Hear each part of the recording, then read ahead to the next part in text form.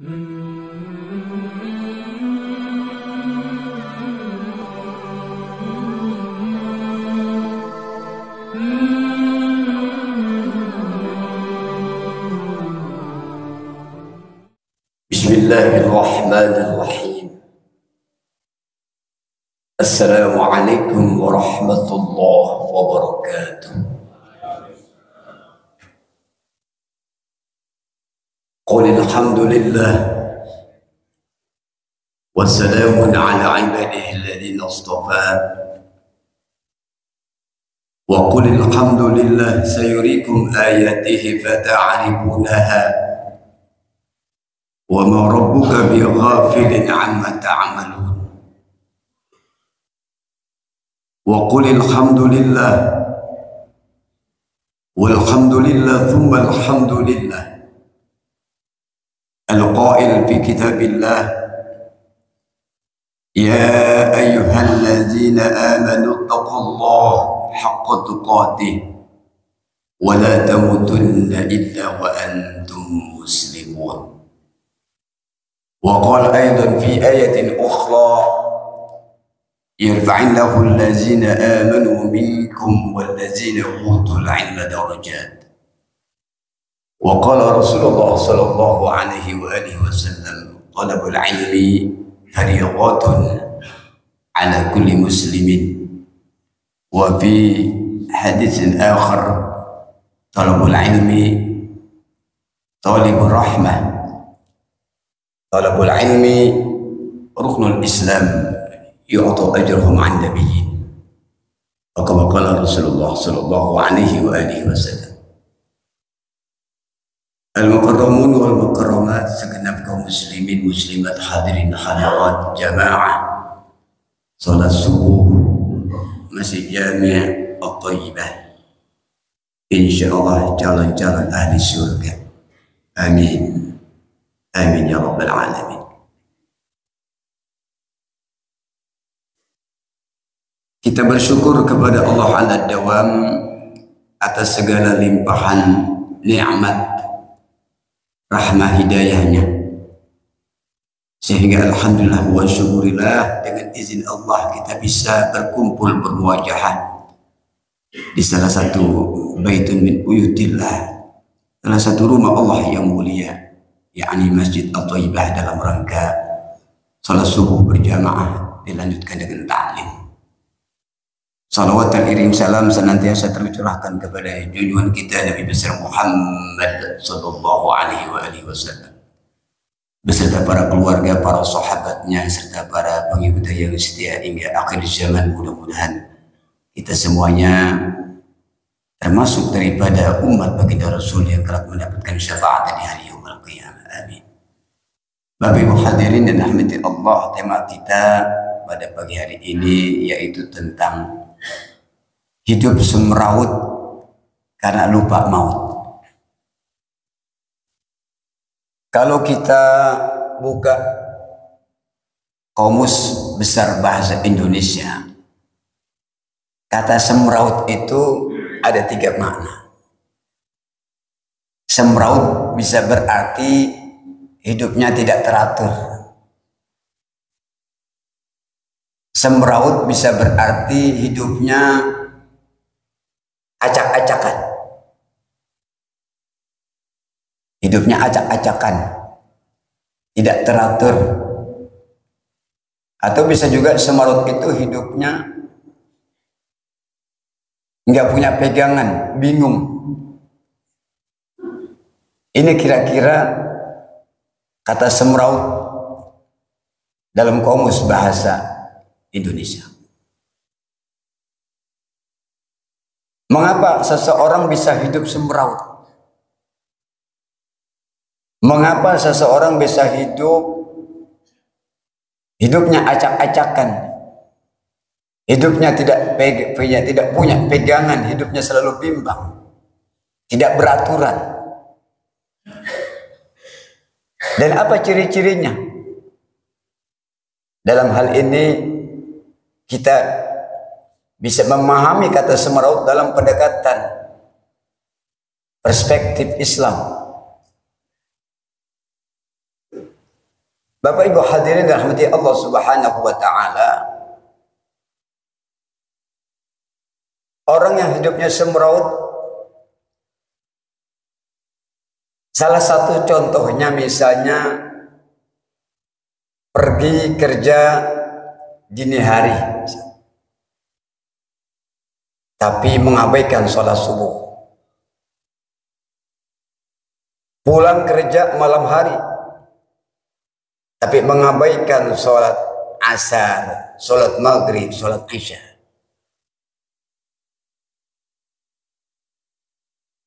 Bahkan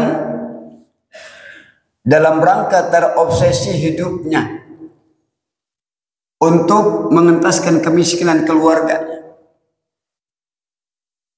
maka orang tersebut lupa sholat, lupa baca Quran, lupa ta'lim, lupa yang lain. Karena apa? Terobsesi hidupnya untuk untuk mengentaskan kemiskinan keluarganya. Thalibul ma'isyah, tapi lupa akan Allah sang pemberi rizki. Yang lebih strategis lagi, ada manusia mengumpulkan harta, manusia menumpuk-numpuk hartanya, tapi caranya dengan menghalalkan segala cara. Terjadi korupsi, manipulasi, gratifikasi, dan sebagainya. Tidak mengetahui akan halal haram, yang syubhat, yang haram diambil. Yang penting orientasinya adalah shiba'uhum butunuhum. Orientasi adalah untuk kenyang perut. Itu kira-kira gambaran semraut hidupnya. Kalau dalam bahasa Nabi, orang yang semraut hidupnya itu minimal ada 4. Yang pertama yaitu shiba'uhum butunuhum. Orientasi kehidupan orang tersebut adalah hanya untuk mementingkan kenyang perut. Apakah orang kenyang tidak boleh? Kenyang di sini maksudnya adalah bahwasanya mengumpulkan harta, menumpuk harta dengan menghalalkan segala cara dalam rangka kenyang perut, takut lapar. Maka yang subhat diambil, yang haram diambil.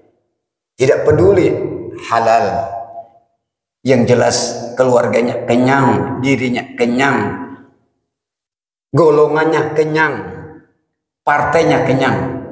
Shiba'uhum butunuhum. Ini termasuk orang yang semraut. Yang kedua, wa syarafuhum mata'uhum. Orang yang memandang kehidupan dunia ini segalanya.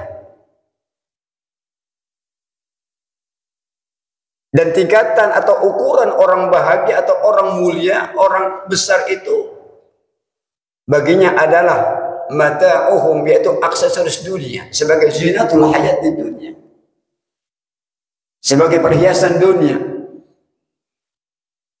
Dia menyangka, oh orang mulia itu yang jabatan kedudukannya tinggi, terhormat, tapi mengabaikan Allah. Oh orang mulia itu yang rumahnya besar, luas, hartanya menumpuk, sehingga tidak mempedulikan halal haram. Wa syarafu mata'uhum, kemuliaan bagi mereka adalah aksesoris dunia. Padahal kalau kita merujuk kepada Al-Quran Al-Karim, Allah berfirman di dalam surah Al-Hujurat ayat 13.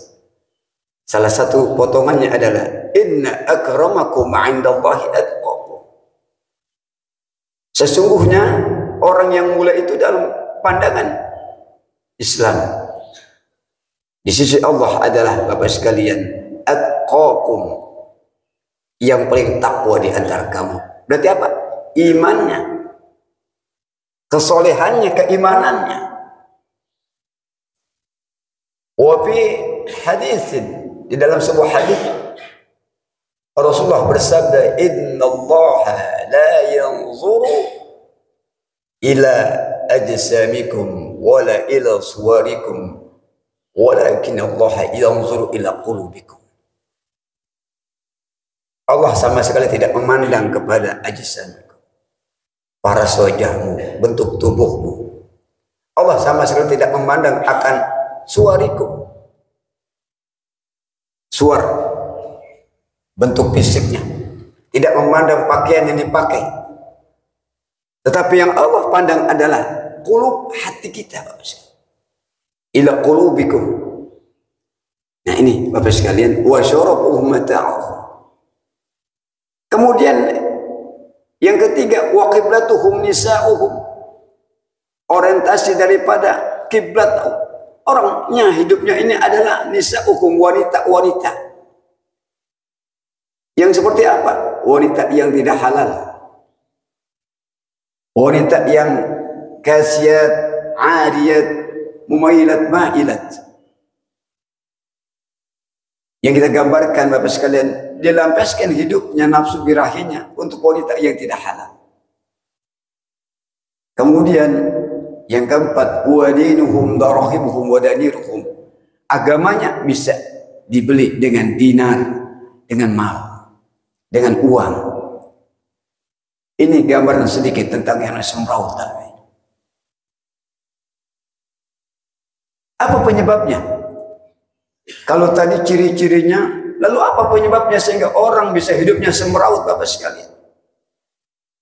Di dalam surah Al-A'raf ayat 16-17. Di sini ada peran setan, peran iblis yang luar biasa, yang menyebabkan manusia hidupnya menjadi menyimpang, hidupnya semraut, tidak ingat Allah, tidak ingat akan kematian. Allah berfirman dalam Al-Quran, فَبِمَا أَغْوَيْتَنِي لَأَقْعُدَنَّ لَهُمْ صِرَاطَكَ الْمُسْتَقِيمَ لَأَقْعُدَنَّ لَهُمْ صِرَاطَكَ الْمُسْتَقِيمَ. فَبِمَا أَغْوَيْتَنِي, Allah jelaskan ini perkataan iblis. Apa kata iblis?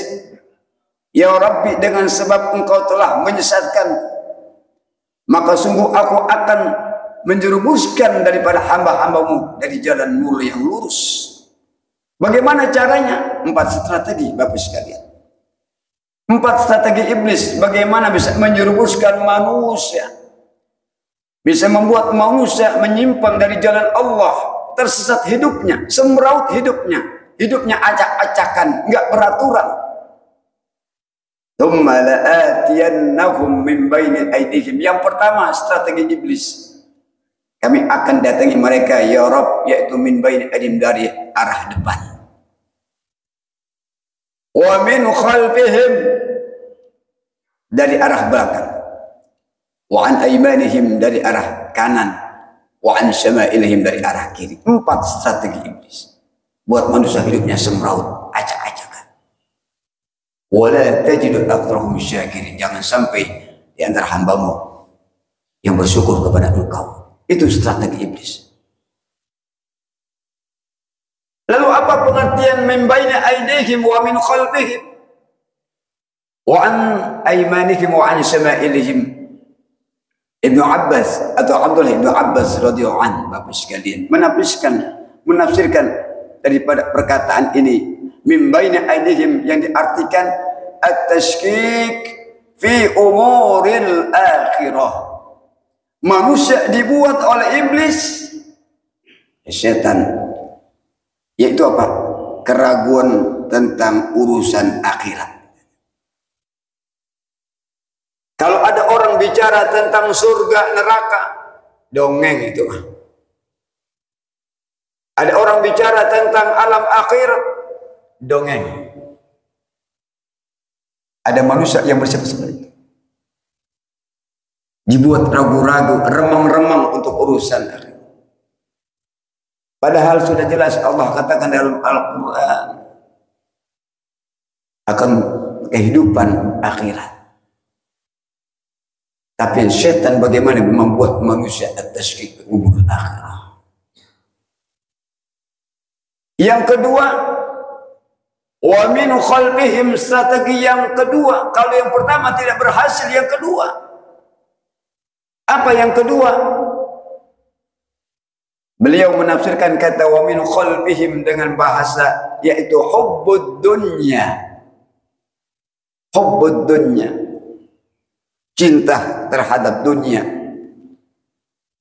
Dengan hubban jamma, dengan cinta buta. Zuyina linnasi hubbu syahawat minan nisa wal bainin wal qanatir al muqantarah min adh-dhahab wal fiddah wal khayl al musawwat wal an'am wal harth zalika mata'ul hayatid dunya wallahu 'indahu husnul ma'ab. Jadi zuyina linnas, apa tadi yang disebut oleh Allah berupa harta, anak, emas, perak dan sebagainya, itu yang dijadikan oleh manusia untuk acuan bagaimana mereka selalu cinta kepada dunia dengan cinta buta yang pada akhirnya melupakan akan Allah. Bapak Ibu hadirin rahmat Allah Subhanahu wa taala, cinta dunia. Yang ketiga, dari arah kanan apa? At-tashkik fi umuril ad-din. Dibuat ragu-ragu tentang urusan agama. Kalau kita bicara agama, ada akidah, ada syariah, ada akhlak, ay muamalah. Tapi orang yang tergoda daripada godaan iblis, maka akidahnya acak-acakan, syariahnya berantakan, semrawut, akhlaknya bobrok, dikadensi moral, demoralisasi, pergerasan nilai. Jika kita lihat Bapak sekalian, banyak sekarang ini ada yang namanya kaum agnostik, Pak. Kaum agnostik, dia percaya Tuhan, nggak beragama. Kalau ditanya agama kamu apa, nggak beragama saya. Tuhan percaya, saya percaya Tuhan. Agnostik itu. Yang lebih parah lagi ada ateis, komunis, nggak percaya Tuhan, nggak percaya agama. Ada lagi sekarang ini banyak bermuncual yang namanya ubadu syayatin, sekte-sekte penyembah daripada setan. Bapak sekalian rahmat Allah, orang-orang yang tertipu dengan dunia. Padahal kata seorang ulama namanya Fudhal ibn Iyad rahimahullah, beliau berkata, tafakkaru wa'malu wa la taghtaru bid dunya. Tafakkaru, banyaklah merenung, wa'malu, beramalah, dan dalam rangka persiapan, wa la taghtaru bid dunya, jangan kau tertipu dengan dunia. Fa innal sahiha yaskin, sesungguhnya yang sehat akan sakit. Wajadidah hayablah, yang baru akan usang. Wa na'imah hayabna, kenikmatannya akan punah, akan binasa. Wa syababaha yahram, yang muda akan tua. Bapak sekalian, diberikan kita untuk berpikir merenung dalam kehidupan ini. Kemudian Bapak sekalian, strategi iblis yang terakhir yaitu wa an sama'ilihim, dari arah kiri. Maksudnya apa? Manusia dibuat rasa nyaman, rasa indah tatkala berbuat maksiat. Ninggalin sholat merasa aman. Tidak sholat, tidak apa-apa. Besok masih bisa sholat lagi. Wal a'yadu billah. Berzina dianggap biasa. Minum khamar hal yang wajar. Inilah strategi iblis, membuat manusia dibuat indah. Bahkan ada orang berbuat maksiat tertawa. Bapak Ibu hadirin rahmati Allah Subhanahu wa taala, strategi iblis luar biasa. Dan iblis atau syaitan menggoda manusia 24 jam, tidak berhenti, terus digoda manusia. Sekalipun manusia dalam keadaan sholat pun iblis akan atau setan akan menggoda. Bapak Ibu hadirin rahmati Allah Subhanahu wa taala. Dan ternyata ada dua penyakit pada manusia, yaitu apa? Al-ghuflah wal i'rad. Banyak lalai dan banyak menentang. Nah, kemudian hidup semrawut karena lupa akan maut. Bapak yang dirahmati Allah Subhanahu wa taala. Ada orang sementara ini golongan yang tidak percaya akan kematian. Tetapi bagi kita yang tentu saja orang beriman, karena kematian merupakan sesuatu yang pasti, maka mengingat kematian itu sesuatu yang dianjurkan oleh Allah dan Rasul. Yang tidak boleh adalah meminta kematian. Kalau mengingat kematian, maka perintah Allah dan Rasul yang larinya kepada kita adalah mempersiapkan dengan sebaik-baiknya. Wa'amalu badiru bil amal salihah, agar kita buruan bersegera dalam rangka mengerjakan amal-amal soleh. La tu'akhir amalka ila al-ghad, jangan kita tunda-tunda sampai besok.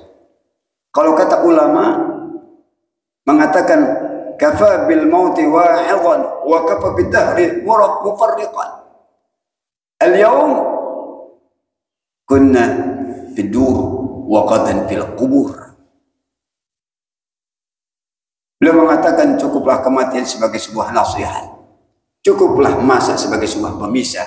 Kalau hari ini kita di pemukiman, besok hari kita di pemakaman.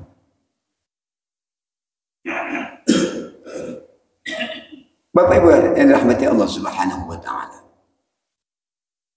Ada redaksi yang sering kita baca. Dan ini redaksi yang sangat sahih. Katakan anal mauta haqqun wal qabra haqqun wa na'imahu haqqun wa 'adabahu haqqun wa su'al munkar wa nakir haqqun. Tahuilah wahai hamba Allah, sesungguhnya kematian benar adanya. Alam barzah, alam kubur benar adanya. Nikmat kubur benar adanya. Azab kubur benar adanya, dan pertanyaan munkar wa nakir benar adanya. Oleh karena demikian Rasulullah SAW dalam hadis sahih, beliau memohon kepada Allah 4 perlindungan dan dibaca oleh beliau di saat salat tasyahud akhir sebelum salam. Dengan doanya, Allahumma inni a'udzubika min azabi jahannam wa min azabil qabr wa a'udzu bika min fitnatil mahya wal mamat wa a'udzu bika min syarri fitnatil masiihid dajjal. 4 perlindungan yang Rasulullah baca. Ini sunnah sebenarnya. Sunnah. Sebelum salam, innaka hamidum majid, baca Allahumma inni a'udzubika. Begitu dahsyatnya Bapak. Akan siksa alam akhirat, siksa kubur. Padahal baginda Rasulullah adalah khairul khalaiq wal bashar. Sebaik-baiknya makhluk, Sayyidul Anbiya wal Mursalin, pemimpin para nabi dan rasul yang sudah Allah jamin akan masuk surga. Tapi mohon perlindungan kepada Allah, Allahumma inni a'udzubika min azabi jahannam wa min azabil qabr wa a'udzubika min fitnatil mahya wal mamat wa a'udzubika min syarri fitnatil masiihid ad-dajjal. Ta'liman li ummati, kepada umatku untuk jangan lupa baca ini. Ma'asyiral muslimin, saudaraku sekalian rahmati Allah. Oleh karena itulah kita kembali kepada al-maut adri. Jadi al-maut hakun benar adanya.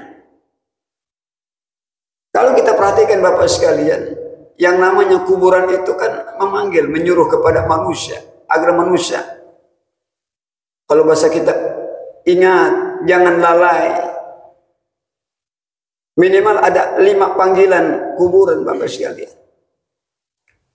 Kata kuburan, ya bana Adam, wahai manusia, ana baitul wahda. Faj'al laka munisan bi qiraatil Qur'anil Karim.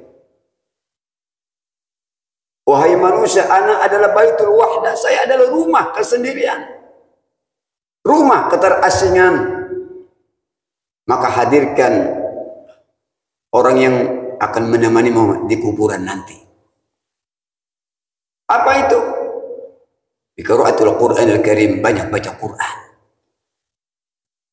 Ada doa Bapak sekalian, di khatmil Quran, Allahumma ja'alil Qur'ana lana fid dunya qarina wa fil qabri munisa.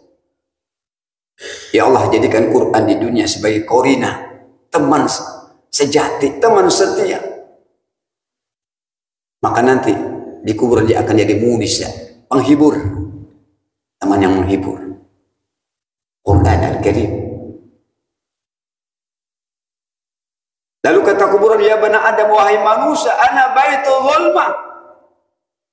Saya adalah rumah yang sangat gelap.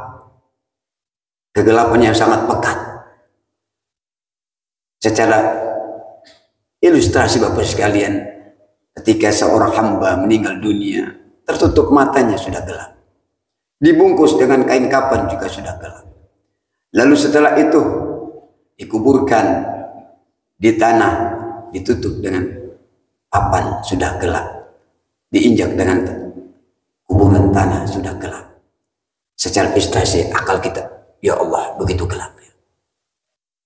Akan lebih gelap lagi kalau hidupnya sudah gelap, sudah kacau, sudah semeraut, sudah acak-acakan. Akan begitu pekat hidupnya, kuburan, kalau lupa kepada Allah di dunia. Maka ana baitul zulmah, kata kuburan. Fanawwirni bi salatil lail. Maka terangilah daripada kuburanmu itu dengan apa? Dengan salat. Bi salatil lail, dengan salat malam. Itu kata kuburan. Ada dalam kitab Nasanik. Ya bani Adam, wahai manusia, ana baitut turab. Aku adalah tempat di mana alasnya tanah, kanan kiri tanah, atapnya tanah. Fahmil al-firash, maka bawalah alas. Al-firash kalau dalam bahasa Arab kasur sebenarnya. Bawalah kasur, bawalah alas. Yaitu apa? Al-amalu soleh, amal soleh. Bapak sekarang alhamdulillah kita, Allah kasih nikmat kita pada kita, rahmat Allah, bangun kita jam 3, setengah 4, jam 4, lalu kita istighfar, wabil asarihum yastaghfirun. Ada yang baca Quran, lalu setelah itu sholat subuh di masjid. Masya Allah, dengan ta'lim ini semuanya amal soleh. Amal soleh yang kita kerjakan mati-matian di dunia akan membela kita mati-matian nanti di akhir. Fahmil al-firash wa huwa al-amal salih. Ya bani Adam, wahai manusia, ana baitul afa'ah.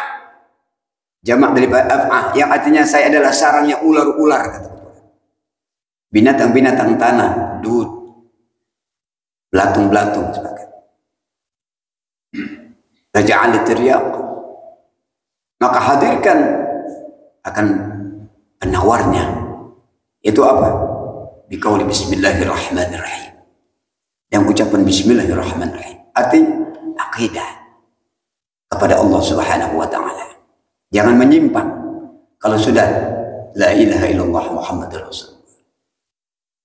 Kemudian yang terakhir, ana baitu su'al wa munkar wa nakir. Aku adalah rumah di mana malaikat munkar wa nakir akan bertanya. Faqsiru 'ala Allah biqauli la ilaha illallah Muhammadur Rasulullah. Perbanyak olehmu untuk mengucapkan kalimat la ilaha illallah Muhammadur Rasulullah.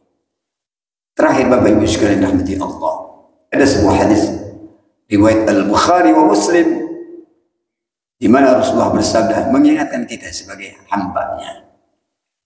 Innal 'abda idza wudi'a fil qabri, sesungguhnya seorang hamba tatkala sudah dimakamkan, sudah diletakkan di alam kubur, di liang lahat maksudnya.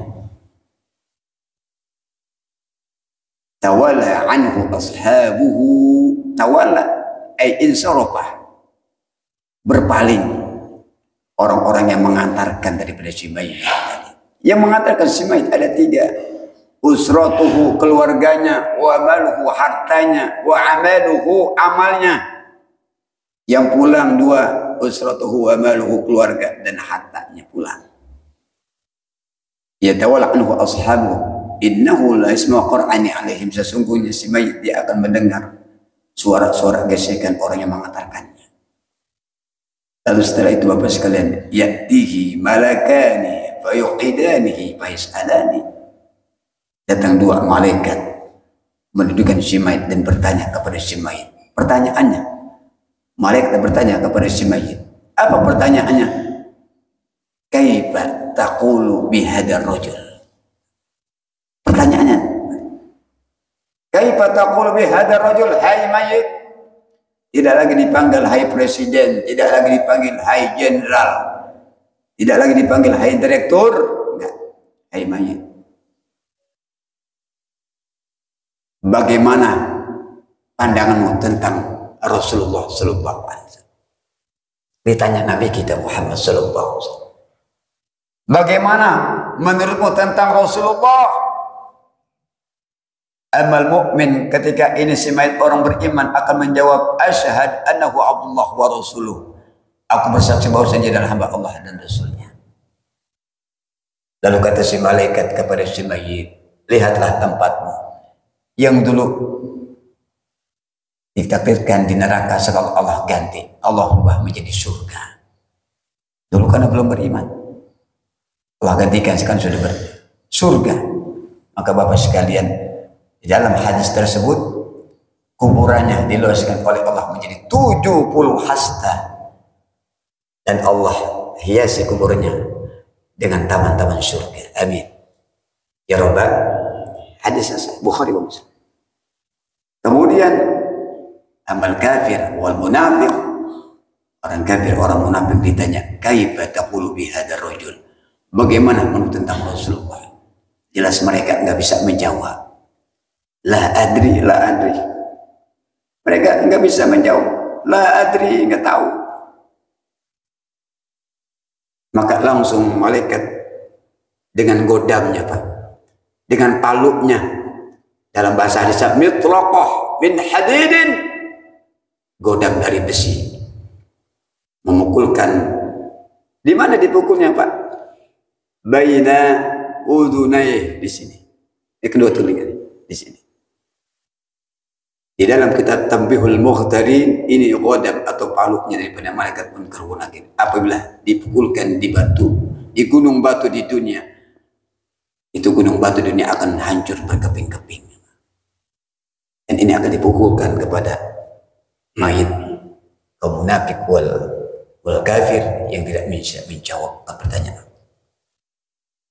Bapak Ibu hadirin Allah Subhanahu wa taala, ini sebuah renungan bahwasanya fase kehidupan manusia bukan hanya di dunia, tapi masih ada fase-fase kehidupan yang lainnya yang mengatakan kita supaya hidup kita jangan semraut, jangan acak-acakan, harus pegang teguh kepada Allah Subhanahu wa taala dan Rasulnya. Wa'tasimu bihablillahi jami'an wa la tafarraqu. Bapak dan Allah, ini saja mungkin yang bisa Al-Bakri sampaikan, mudah-mudahan sebagai sebuah renungan dalam hidup kita, dan hidup kita akan lebih teratur lagi. Dengan apa? Tentu dengan bihablillah dan bihabliminan nas. Dengan kita berpegang teguh kepada Allah dan Rasulnya, dan kita hidup secara horizontal. Artinya apa? Artinya hidup soleh secara pribadi dan soleh secara sosial. Ini saja mudah-mudahan bermanfaat. Usikum wa nafsi bitaqallah. Faqad fazal muttaqun.